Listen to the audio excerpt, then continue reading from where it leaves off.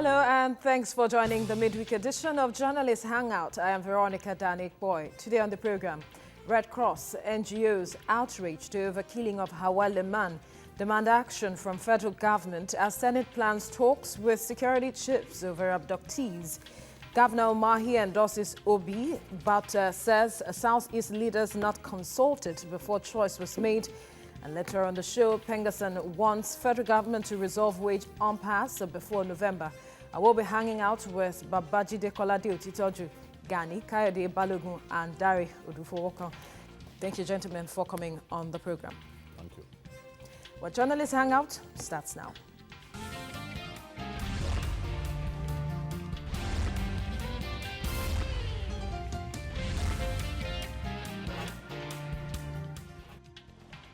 It has been dubbed one killing too many, so the uproar over the horrific murder of a Red Cross humanitarian worker Hauwa Liman by Boko Haram insurgents on Monday continues. Hauwa's employers, the International Committee of the Red Cross, the Bring Back Our Girls, BBOG, the Amnesty International, and a host of other non-governmental organizations are still outraged over the killing of the aid worker. These groups believe it is wrong for voluntary aid workers to be unprotected. They are demanding more action from the federal government to secure the release of other victims still in captivity, even as the Senate plans to parley with security chiefs over other abductees. To this end, the end to this nightmare seems fallen. Let's listen to Hauwa Liman's family. It is a time of mourning at the home of Mohammed and Yakachi Liman, whose 24-year-old daughter was killed earlier in the week by Boko Haram. Her mother is sorrowful. I still can't come to terms with my daughter's death. All her captors wanted is money. The president announced that he will ensure my daughter is freed, but her captors were not patient to get payment.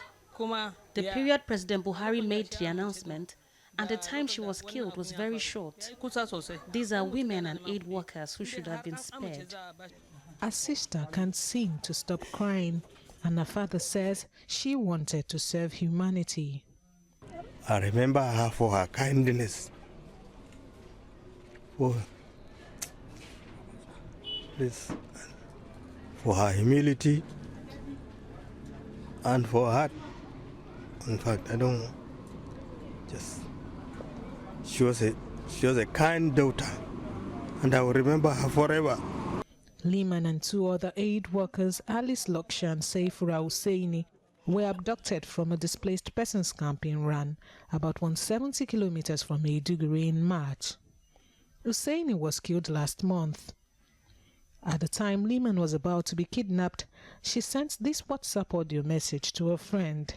We are under attack in Iran. They are shooting everywhere.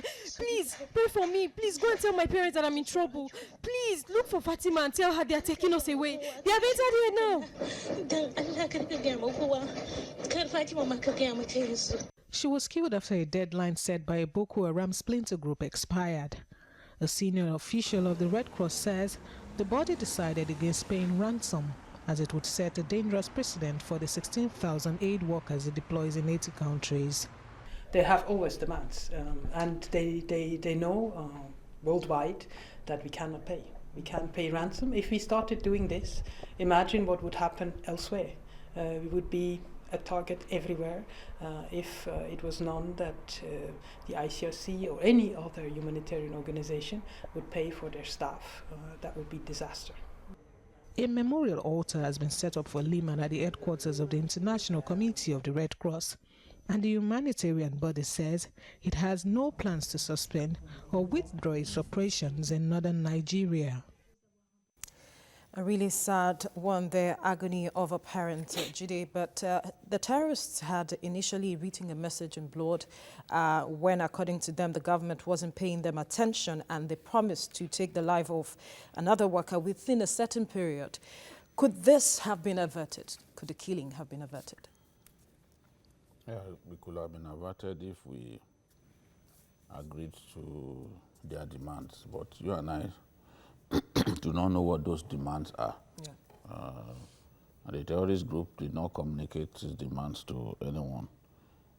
it is not practicable to agree to every demand of the terrorist group. If, for example, they say that all Boko Haram detainees in detention should be freed, and in exchange for one person, I'm sure the government will not negotiate. And I remember this same bloodthirsty Abu Musab al-Banawi faction of the Boko Haram demanding, after the attack on oil workers in the Magu Meri area of Borno State, that the army should stop bombing its locations. You and I know that the army will not agree to that kind of demand, because when a terrorist group makes that kind of demand, it suggests weakness. It suggests that some of our methods are working. You don't then now listen to them and say, oh, we are going to stop these bombings. You know, you can't stop the bombings, because if you stop the bombings, you give them an opportunity to regroup, you give them an opportunity to get stronger, and you put them in at a vantage position to kill more troops than they are killing currently. So, because they are killing a lot of our soldiers currently. If you have relations in the army, you know what I'm talking about. Sure. And a lot of these stories are not reported. Like the one that I talked about yesterday, the attack on Melete, where 18 soldiers were killed and some of their equipment taken away. You will not read it in any newspaper, but it happened. So nobody knows the demand that they made to the government. So it will be unfair to say at this point that why didn't they make those demands? You know, because you don't know what those demands are. Yeah. They can make unrealistic demands. And in the past, you and I know that we've negotiated with these people, but those negotiations are a lot more difficult now. Because at every point when we negotiate with them, we give something away. We negotiate with them, you pay them money, they become stronger, they buy more weapons through the black market. And of course, you can see that through our neighbors, Niger Republic, Chad, they can bring in weapons, you know, even from some of those weapons all the way from Libya. Yeah. There are weapons that the Nigerian army seized from these Boko Haram fighters that are clearly not in our inventory. You look at them, you even see NATO written on those weapons. It means that there were weapons used in Libya. So they find a way to bring these weapons in through the porous borders, and that's why they are desperate. The Abu Musab al-Banawi faction is desperate to retain its hold on the Lake Chad area. They control the Lake Chad area. So they want to retain that area because through that area they can bring in weapons and they become stronger and they will be killing our troops for fun. So we just have to support the troops, encourage the troops, and tell our government that there is a need, a pressing need to provide equipment for this army. There's an acute, and I repeat it, that there's an acute shortage of combat equipment for our troops. That is what has turned them into a defensive force. You see, most of the time when Boko Haram comes, they attack our troops. We can't even press further. We can't chase them because the fact that the nature of the equipment that we have has literally turned us to a defensive force. We can't advance.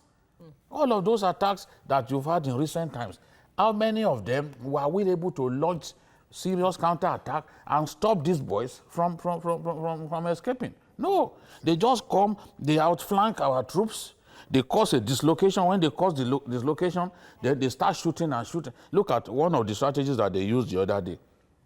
People sell firewood to our troops, firewood that they use as campfire and to cook their meals. They actually slipped weapons like AK-47 under the firewood, and they came. So the first set that came pretending to want to sell firewood were the ones who opened fire. And in the confusion, their colleagues came in, and the troops were not ready. A lot of the troops had to run into the bush. So you find when they attack a location, as many as 400 soldiers could actually be missing. Because when you are not ready for the attack, there's no way you can mount a response. You have to escape, regroup, and try your best to retain the location. So this is what is happening. A lot has to go into making our troops stronger. If we are not stronger than we are now, we can't protect the area. Anyone who is in Maduguri, who is knowledgeable, will tell you that Boko Haram are running riot in the interland, because those in the interland, we do not have sufficient troops to protect our people. We don't even have sufficient troops to protect their own locations. So this is a big problem. Since we started this war against Boko Haram, we have never had sufficient troops in the northeast area. Because what do we talk about? When we say, okay, you are sending a battalion. By Nigerian definition, a battalion in some cases is not even up to 400. And I challenge soldiers to dispute this with me. In some cases, not even up to 400. And when you talk of battalion, there's a number of armored tanks and gun trucks that should actually operate within a battalion. We have not been able to meet the parameters set out when they are talking about a battalion. So this is what we are going through. It's a really big problem. Yes, GKB, this is a big problem, and like Jide has said, they need to, equip our, soldiers there. But the ICRC and other NGOs are pressuring the government to do much more to secure, their workers and that area so they can work. What more beyond buying more weapons and equipping our soldiers? Well, I'm a very sad man, because the fact that what the International Red Cross woman said is the truth. They're all over the world, and they cannot start paying ransom for every one of the officers that fell in the line of duty. And that to me may seem callous, but that's the reality of the kind of war that we are fighting. Incidentally, in most other theaters of war, members of the Red Cross, Blue Crescents, and the like get adequately protected by the soldiers. But we are talking about places where they have enough manpower to do that. Our soldiers cannot even defend themselves, not to talk of defending people that will be seen as collateral damage to the greater war. And that to me is the tragedy of the position that we are in as a people. Yes. Remember, they were people from the IDPs. To go to an IDP means that you are there to serve humanity, to solve a problem caused by a war you are never part of. You are now caught in the crossfire of that reality. No, they killed soldiers and then moved into the place. So it's a problem we are facing. So I think what the government has done wrong is because the war is on three fronts. The normal war, the psychological war, and then the territorial war. We may be winning the physical war, but we are not winning the territorial war, and definitely we are not winning the psychological war. And that to me is where we are failing. The way the war is fought now by most countries is that they don't even rely on the number of troops. They have to rely on the number of equipment that they have. Intelligence. People have things that they can do from the satellites that 10,000 soldiers will not do on the ground. And you have to work within that context. While I cannot blame certain elements, personally I think the security chiefs have overstayed their welcome. We need new set of people with new set of ideas, or whatever will make a difference. This guy has been on ground now for 3.5 years, and the war, instead of going down, is escalating. And what makes it worse is that those who talk during the Jonathan years and bring it to the national fore are not silent. That means most of the things that happen in this war are not reported. A lot. And a lot of people just assume everything is fine. It's worse. It's worse. But a lot of people who normally will make the normal noise during Jonathan years, I don't want to say they've been compromised. Political noise. It's political noise. But only people still talk about things that we need to do. The security chiefs have outlived their welcome. They've done their best. Let them go away. You should thank them. I'm thanking them on behalf of Nigeria. You've done very well, sir. Go home. Let's have a new set of people. It may be a stupid idea. That would change? Yes, of course. It's automatic. You can't even run away from that reality. Because some people like this system who have ideas that will never say it. Because they know the boss We don't only not listen. Nothing will But they change. can even persecute You're you. trying to outshine the boss. So you just have to sit down and let the problem continue. But lives are involved. Lives, you know, the lives of people are being taken, and drastic action is needed as quickly as possible. And then our image out there is also being threatened. Very sad. Very sad. And I really, really sympathize with the family of the slain lady, a humanitarian aid worker who must have gone out there with the belief that she is going out to contribute her quota to end this war. She wasn't part of those who started this war. She probably had no idea what led to the war. Just sympathize with her parents. It's a very sad one. And it should also be noted that Boko Haram, especially the Banarwe faction, has shown to the whole world that it's a terrorist group that has nothing, absolutely nothing to do with any religious claim or inclination.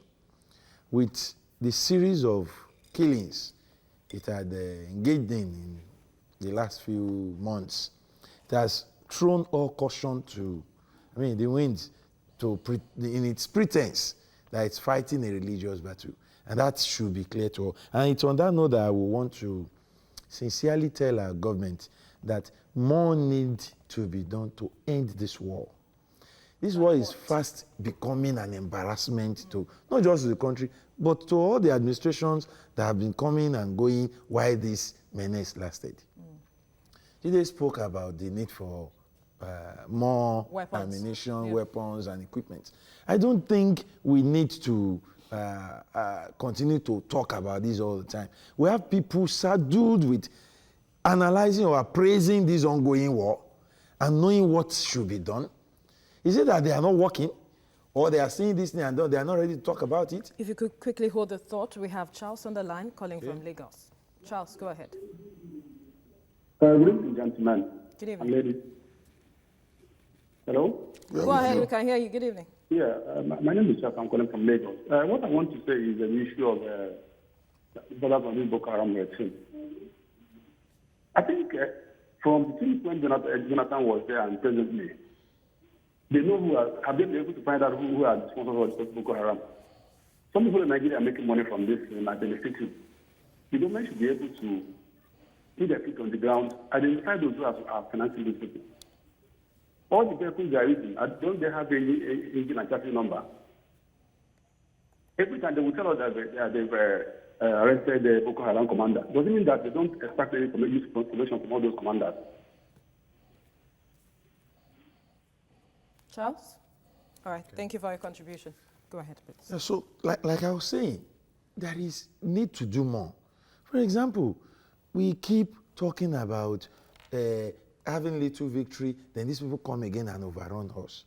I think it is high time we go into the area of intelligence, into the area of intellectual warfare, where more information are gathered so that more strategy could be put into this war to end the menace of Boko Haram. And I think it's also time for the international community to really, really look our way and help with this war. If there is anything this country or any of our governments, past or present, have done to give the impression that we don't need international help, I think we should be forgiving. I think they should see this as an international menace, an international terror that is taking the lives of people, and we actually need help with this. They are in the hinterland now. They left the cities. Very close to Lake Chad and the Niger Republic on the borders, they are operating.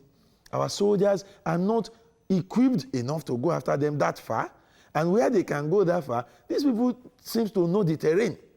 So I think the government should simply ask for help where we need it, so that we can go. There was a time we had of border issues even, where the soldiers could get, where they couldn't get. There was a time we had clashes with even Niger and Chad over certain claims of who did what. I think the international community, international organizations should do more to help Nigeria. And then the National Assembly and the executive should put their differences apart and know that lives are being lost and if it is money we need to wage this war, it should be released as promptly as possible. The executive should ask for it. The assembly should make it available or approve of it, and that should be done. And the election that is by the corner should not be allowed to outshine the need to wage this war to a conclusive end. All right. For a time now, we are hearing more about election than the Boko Haram menace going on in the northeast. Less is being said about very serious issues going on there. We must not play politics with this. It is not in the interest of anybody for us to play politics with this war. Well, the Senate has decided to look into this matter of the killings of the health worker, and Senator Dino Melaye is of the opinion that the way to address this, Jide, is to summon the Inspector General of Police and ask why insecurity persists. That's, he was talking about beyond the notice that generally there's insecurity. Remember what happened on the Jalingo-Numa highway yesterday? Travelers were brought down from their bus and slaughtered. The killings are just an embarrassment. There are some of my funny friends on Facebook who say, oh, the killings have stopped because politicians are focusing busy on the elections. These are the people who deceive themselves. There is no time that killings stopped in Nigeria on account of people doing elections and all that. No. The people who are killing other people in Nigeria, they have their reasons, and their killings have little or nothing to do with politics. There is deep-seated hatred between tribes for which they don't need a politician to come to them before they kill people. For example, Boko Haram now, they are killing people. A lot of it does not get reported. They don't get reported. So you cannot say that, oh, politicians, because politicians are doing primaries, no killings. Except you are super ignorant. You don't know what's going on in the land. So these killings are on. And that's why someone like Dino is saying, look, the Inspector General has to do much better than he's doing now. But it's a big problem that, in my view, is even beyond the Inspector General. So the entire structure. Going back to the northeast, where these killings persist, despite it, a lot of it not being reported, you know, we have never put enough troops in the northeast. I don't think at any time we put more than 40,000 troops in the northeast. In any case, the entire Nigerian army, I doubt if it is more than 100,000. Maybe they are up to 100,000 on paper. This is the situation. In asymmetry warfare, you must outnumber the enemy by ratio 20-1 to be guaranteed of defeat and of defeating the enemy. And this is what Boko Haram continues to exploit. If you cannot outnumber the enemy by that ratio, then you turn yourself to a defensive force, which plays into the hands of the enemy. Let me tell you what is going on in the northeast. Some communities, we will capture those communities up to 10 times. Why? Because you capture, you move away, they come back. I've read about bombing of some locations repeatedly, because even when you bomb, you do not put troops in that area to secure the place. They come back because it's their area. It's only inside the Sambisa forest. They will come back and retake that location because you are not there. So, because we do not have enough troops, we can't chase them as much as we should chase them. We can't put troops in locations that we have seized. In all the locations that we see from these people. After a while, we change the relative peace here, we move to somewhere else. And then it cannot help. It cannot help. You must outnumber the enemy. This is not conventional warfare. Doing defensive, opting for defensive tactics the way we are doing only fits into conventional warfare. Or in terms of asymmetry warfare, you have to go after the enemy. And we do not have the capacity to do that now. And those boys know that, and they're exploiting that. This is a fact. They're exploiting that. All right, quickly, JKB, your final thoughts. Again, we just have to get the technology to win this war. And of course, like I told somebody in another platform, the number of forces we have, and as well as the number of people we have in the armed forces, is a reflection of the true population of Nigeria. Because a country of 190 people cannot have an armed forces of 250,000. It doesn't gel. China with billion, 1.something billion people had a standing army of 4 million. It doesn't get at least 6-7% of the population must be in the armed forces. All right, we need to quickly go on a break, but still to come, Governor Umahi endorses Obi, but says Southeast leaders not consulted before choice was made. Stay with us.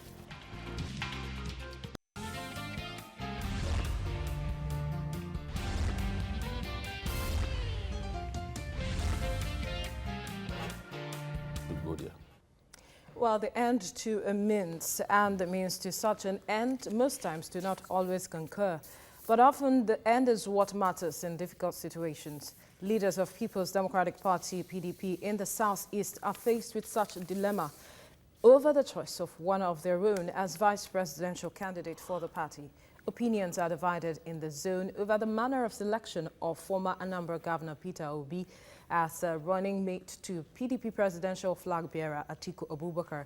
Lending his voice to the debate, Ebonyi State Governor Dave Umahi said they are not against Obi's selection, but faulted the process of his emergence as they were not consulted. To Umahi, the end, that is, the choice of Obi, is what matters. The means or the manner of his emergence is inconsequential. Jide, he says it's the process and not the competence of Peter Obi, but his critics say that there is more to this, perhaps his personal interest to all of this. I don't think it's fair to say his personal interest. You see, when you talk about the East, Ebonyi is a state that always feels that it's marginalized. You look at Ebonyi, one of the newest states, you know, in that region. They always think that they are marginalized, not given the same treatment that is given Imo, you know, or Anambra, you know, Anambra, which is the largest state in the southeast. So he is saying that, look, if there was a short list of 5 individuals, 2 from Enugu, 2 from Abia, 2 from Anambra, 2 from Enugu, 1 from Enugu and 2 from Abia, then why was an Ebonyi son not shortlisted?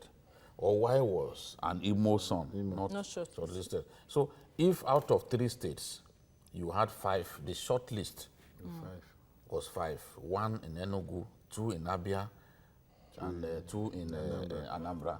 Then you felt that from the beginning, Ebonyi had been left out. So that's his complaint that, look, if this is a project for all of us, then we need to be consulted. We need to be told that this is the way this will come about. That is his own view. Obi is his friend. And he's saying that even Obi told him that, look, if I were in your shoes, I would say the same thing. I will feel that, why have we been left out? So, and I agree, when you look at, over the years, presidential candidates have picked Igbos. We always pick Igbos for VP. But the Igbos usually do not vote for their son who is picked as a vice presidential candidate. And when you go back to even the Shagari era, Shagari picked Ekweme, Alex Ekweme, very successful architect, one of the best in the history of Nigeria. But our people in the Southeast voted for NPP. NPP was the party of Zik. And that was the party that they voted for. They didn't say because our son is on this ballot, then we will throw our weight behind him and MPN will win in the whole of the South. It didn't happen. Even in the even when what's his name? When Buhari picked Okadigbo, it also didn't happen. When Bashir Tofa picked Sylvester Ugo, it also didn't happen. Some of those states were not won by the NRC, the party of Bashir Othman Tofa. So this is the issue. We're saying the day that the Igbo man sees clearly that he's been consulted in the choice of, in the process of choosing a vice presidential candidate, the Igbo man will feel that, yes, this is my project, so let me vote for this person because I was part of the process. So that is the point that he's making. But you find Jonathan, the former president, saying, no, when it comes to this, it is the prerogative of the candidate to choose someone that's compatible with him, someone that shares his ideas, his visions about the direction that complements his own strengths. That the government that he wants to form should go. So it goes beyond regional stamp, giving a candidate regional stamp. He's saying that the candidate needs to be allowed to choose his deputy, someone who can work with him. You know, it's always a problem to get these people to work together. So the worst that can happen to you is for other people to pick someone for you. It happened to Tinubu here in Lagos. When Mama Bokno was chosen, they contested for the ticket together. You know, after the bitter contest, then the Afenifere said, okay, Kofo Bokno, go and be Tinubu's deputy. They never really enjoyed working together. For one day. They never enjoyed working together. It was all fight until something gives. Towards the end of the first term, that Pedro had to come in. You know, she left on her own. She was encouraged to go. She left on her own. Anyway. Because they are going to say that you lied against them. She left on her own. She felt, okay, I cannot take this anymore. And then she left. She was encouraged. It's a different thing if you say... no, nobody said she was... I said she was encouraged. He said gentlemen, we need to focus and move forward. But then, when Governor Dave Umahi was saying that 6 people from other region making decisions for them, does that, from what Jide has said, does it mean his statement is valid? Yeah, he has a legitimate right to do that. Don't forget that other governors also said that they sat down with the then candidates, Boka Atiku, and they agreed on Professor Soludo. That's the agreement between the governors and the candidates. But that he came back and picked somebody else. These are legitimate demands and shows the kind of trust that you have to put in a man that you are supposed to vote into office. And so when people complain, I laugh because I don't see it. You have a meeting with somebody and you agreed on a particular thing. Other things may have overtaken that particular decision, granted. But common sense still dictates that you call these people and you tell them why. Even if it's 10 minutes, to the decision to be announced. Atiku should have called the governor and said, guys, I know I promised you Mr. A, but the weekend factor, the northern factor, the Y factor has come in. And to have a united party, it will be in everybody's interest to go with this particular candidate. That's all they are required to do. They didn't say you should put a gun to their head. Just to explain. 10 minutes. Call everybody to the same room, explain to them, and then come out together. And then this is what we have agreed on. So you cannot, because what they did for him in Port Harcourt was massive. You know, Atiku did not just win. He wiped the floor with everybody. You understand? He took almost half the entire delegates. So that to me is key. That some people made up their mind that is going to be our candidate. And you cannot so early in the day start showing them that you not follow promises made behind closed doors. And so, Dario, does this threaten, so to speak, from history, as we have analyzed earlier, does this, in any way, do you see this threatening the fortunes of the PDP in that region? It's a big problem for PDP. I just, in their own interest, hope they would sincerely resolve whatever the differences are. Because when politicians tell you, oh, we have resolved this issue, don't take it on the face value. There must be sincerity. In most of their resolutions, sincerity is always lacking. And how do you get to know? It's the eventual outcome of the entire process will show you, oh, they never really felt pacified when this happened. But they will not tell you now, so that the boss can keep moving. They will tell you, it's okay, let's go on. But don't let us rock the boat. Don't let's rock the boat. But it's better for somebody like Umahi to come out and say this. He's rocking the boat early enough, and he's only doing that because he wants this issue to be trashed. So if anybody is putting a blame to what he's doing, then the person is not helping the PDP. To be candid, Atiku put the wrong foot forward, the way he went about selecting Obi. like GKB said, nobody is taking the right to select his vice away from him. But before Port Harcourt, there were issues. Before Port Harcourt, Atiku had threats. And in trying to beat those threats, he turned to some people. Southeast governors were part of those people he turned to. If you could just hold the thought, we have Miriam on the line calling from Lagos. Go ahead with your contribution. Hello, good evening. Good evening. Yes, you see, the problem is the Southeasterners, I don't actually see them as good politicians. I'm sure that they are happy we have P2D, as many of them would have wanted. But you see, when key players like governors begin to make show concerns, you may not understand how it directly will affect the outcome of the election. You will not understand. You know, you can actually lay out your grievances or your concerns without the public knowing about it, because what he has done indirectly is on the psyche of his people. The man down there sees Ebony as not being carried along and will act against the party on the day of election. Seriously. These things happen. And the truth is, these are people that are naturally not politically active. I'm sorry to say so. Easterners are not so relevant, and this is due to how they have played the game over time. They need to change their game plan. They need to begin to understand that politics is just more than tribalism, even among themselves. So it's okay to raise concerns, but maybe it should have been done differently so that we don't affect the attitude of the man down there. That's my opinion. Thank you. Thank you, Miriam, for your contribution. Yeah, please, to take this home, let me say this, that what has happened with Umai's complaint and the other governors' lamentation before now about Atiku's choice of a vice president share candidate, or the process, is one, a vote of no confidence in what has been done has tactically been passed by very, very influential stakeholders, governors for that matter. People will say, oh, they sat down and they resolved this issue.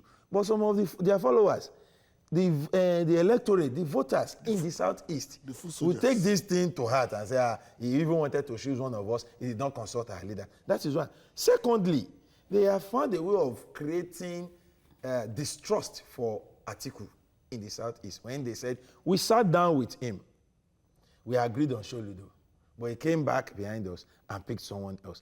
Sholudo has his own people too.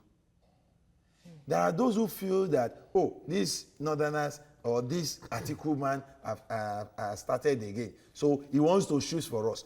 Then there are also talks of somebody somewhere outside the region saying, okay, if you are not going to choose one of us in our own region, we don't want the person they choose for you. To balance this, let's choose someone else for you, or let's suggest someone else for you. So Atiku has been painted as somebody that cannot be trusted. And when he says something, he can actually change it. And then the confusion this is causing, or might have caused, in the minds of would-be voters, who ordinarily will say, oh, let's go with Atiku because he's PDP.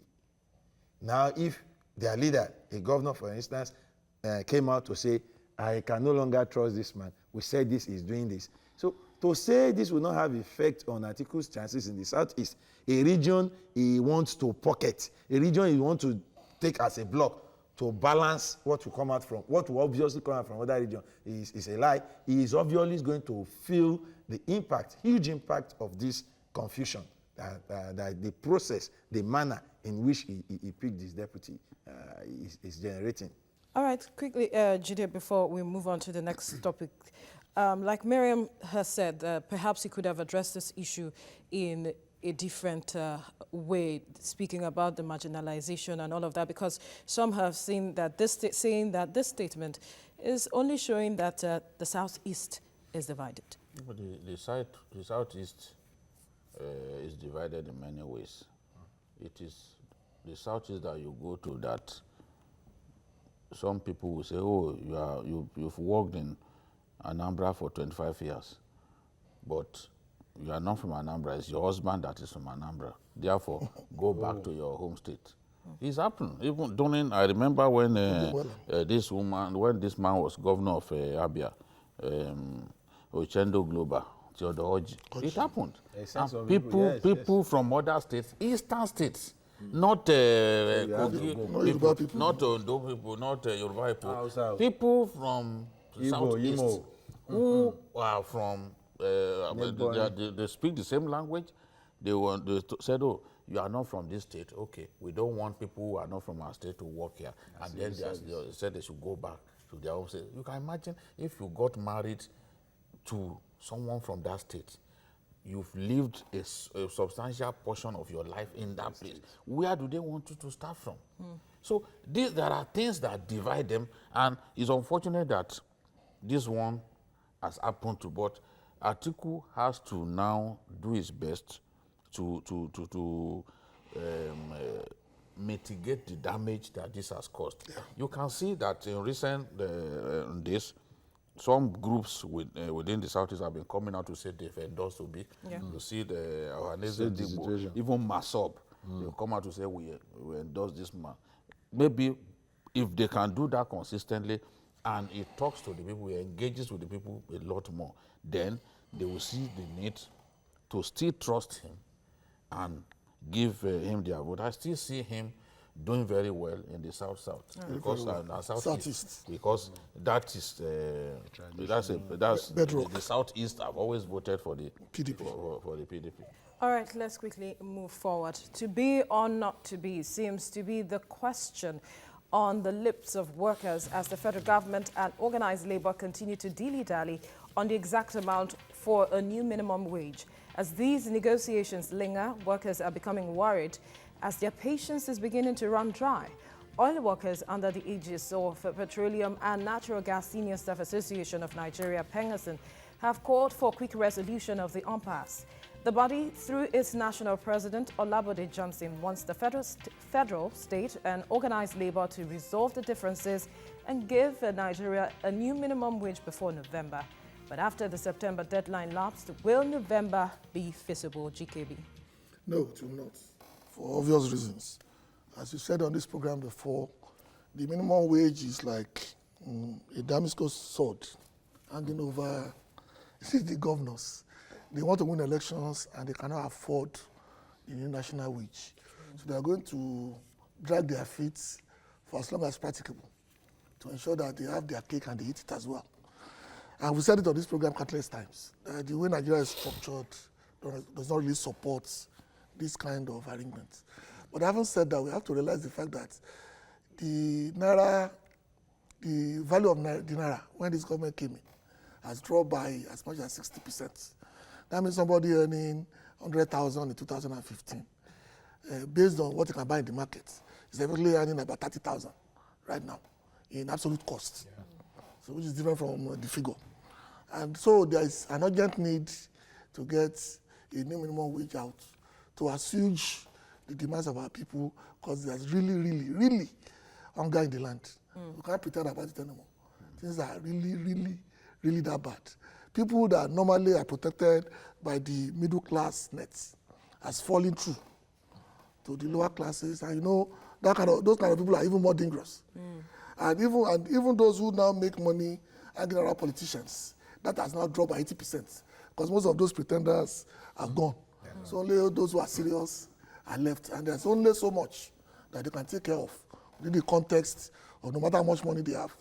So we are breeding well-educated but not functional people who have the brains. All right. And if you don't really work on getting, no matter how small, 10,000, 2,005, just make the effort to show that you show concern for the Nigerian worker. Or else, all of us are sitting on the time bomb, and like Bob Marley said, when the rain falls, it doesn't fall on only one man's house. Do we have the capacity to resolve this issue before November? We can only hope. Can only hope, because we must tell ourselves the truth. In Nigeria, I don't know if this happens in other climes, but in Nigeria, once we start talking about election, every other thing takes the back seat. And it's a big problem. Governance always give way to politics once we draw this close to election. And I'm not going to blame this present administration for that. It's something that has become nearly a norm in our country. And now, I said this on this program before, that I always find fault with the labor, the organized labor, who always wait till election time to raise or hammer on this serious issue. I won't say they've not been talking about it before, but they wait until, if this threat of strike, the warning strike, had come 2 years into the life of this administration, and they have sustained it the way they are doing now, this talk, we will have found head or tail solution to this problem. But to want to hold this government, governors who are going to, some of them, majority of them, seeking re-election, they are unable to pay the minimum wage being paid now. They are owing salaries. What you are asking them to do is asking them to take ropes and put on their own neck and prepare themselves for hanging.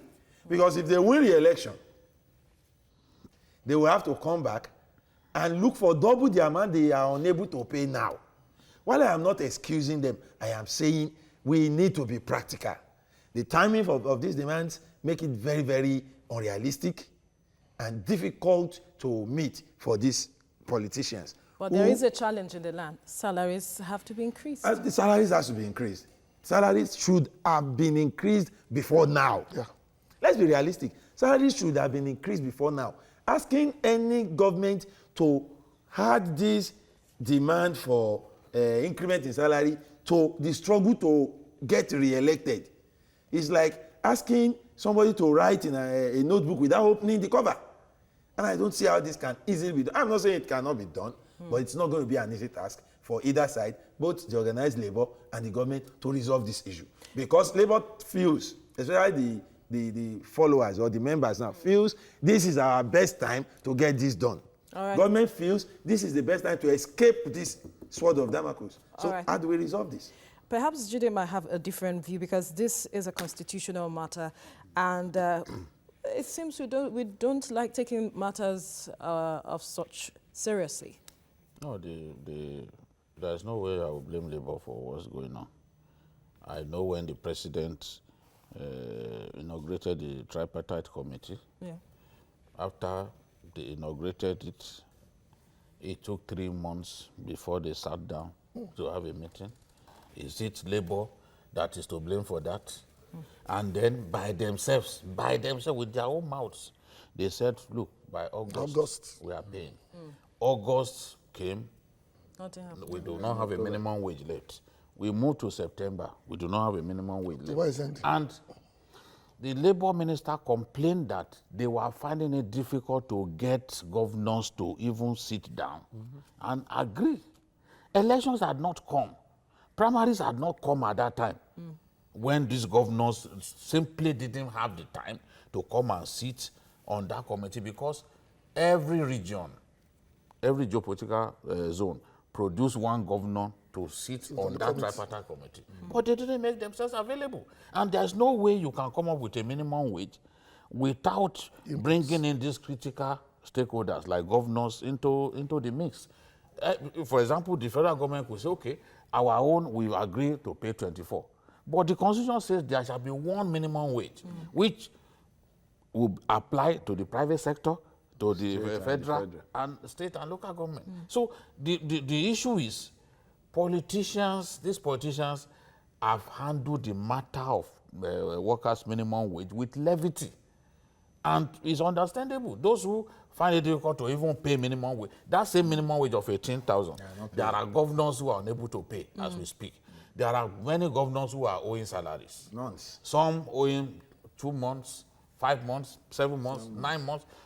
In some cases, governors have even stopped paying pension. Remember one governor even called pensioners and told them to concede 50% of what they are being owed. How do you tell people who have suffered all their lives, served their country, and then their entitlement, you are telling them to concede 50%? And you, in the midst of this, you see the obscene salaries, the obscene wages, not salaries now, the obscene wages and allowances that senators pay themselves. And even governors are pointing in some cases up to 2,008. Yes. I sat in front of a governor of a North Central state, and he was telling me that he came in with 2,508, but that he has been able to reduce them by 1,000. I said, and he's struggling to pay salaries. He's one of the worst. But he says I regularly said, pay. shouldn't you further cut down so that you can pay salaries? He said, if I do it, they will kill me. I said, who will kill you? He said, political leaders. Because these political leaders will contribute people to him. This is the problem that we face. The minimum wage that they shout that they cannot pay. If we are able to block a lot of the avenues through which the resources of our country are leaking, we will be able to pay or even just get by. But we're not prepared to do that. You know that you don't need all those 1,500 people that he has left. He told me that it's only on payday that they show up in the local governments and they collect money. You know that a governor telling me that this is what is happening, he knows that it is wrong. He knows that it is not sustainable, but he's not prepared to do anything about it. So why would they be able to pay minimum wage? Whether the government likes it or not, this is a constitutional issue. Yeah. The Constitution says every 5 years you must increase minimum wage. The last time you did it was in June 2011. You must increase it. It's the Constitution. Otherwise, they will be contravening the letters of our Constitution. Quickly, please. We need to quickly take this call. Jerry calling from London. Jerry, are you there? Hello? Yes, go ahead with your contribution, please. Hello. I'm sorry that I've been trying to get out of this line for way back. Can I quickly talk about the issue of the Boko Haram insurgents, please? Yeah. Go ahead. Mr. Jide, it's the guy that you saw in crossing at the airport on the 3rd of September, Ali Balogun. Anyway, quickly, can I say that I think the soldiers lack motivation. Because if you're not properly motivated, I don't think you go and risk your life and to say you're fighting for anybody. Yeah. Because, some time ago, I done a research and I find out that the money being paid to someone that lost their life during combat is not worth it at all. All right, Jerry, thank you so much for your contribution. Judy, quickly. Yeah, so the government must know that it does not have a choice. You must pay the minimum wage. You must decide on the minimum wage, whether it's 30,000 or 24,000 or 20,000. Just come up with something and obey what the Constitution says, because you can't get away from obeying the Constitution. All right, Chikebi, quickly. Yeah, we must do the right thing. We have no choice. But it's going to be very tough, because these governors are not ready and are not willing to carry any more burden that they already carry now. Dari. I insist Labour must get serious. The last time this was done, 2011. 5 years, the Constitution says. By 2016, this ought to have been done. They should have, preempted this attitude that the governors are putting up and insist longer before now. And this should have been done. The governors, I can only pity them. If they run away from these responsibilities, it is still going to be waiting for them. Either they like it or not, they will have to increase people's salaries, because people are working. Their own minimum monthly security vote has never been reduced. Yeah. Rather, they keep adding to it, so they can keep running. But this nemesis will obviously catch up with them one day. It's obvious. All right, gentlemen, thank you so much for your contribution on all of the topics. Well, that's all on Journalist Hangout. Don't forget to join us tomorrow for another episode of the program. You can also watch Journalist Hangout on other platforms showing on the screen and on YouTube at youtube.com/TVC News Nigeria. Our feedback channel is Journalist Hangout at tvcnews.tv. I'm Veronica Danik Boy. Bye for now, and God bless Nigeria.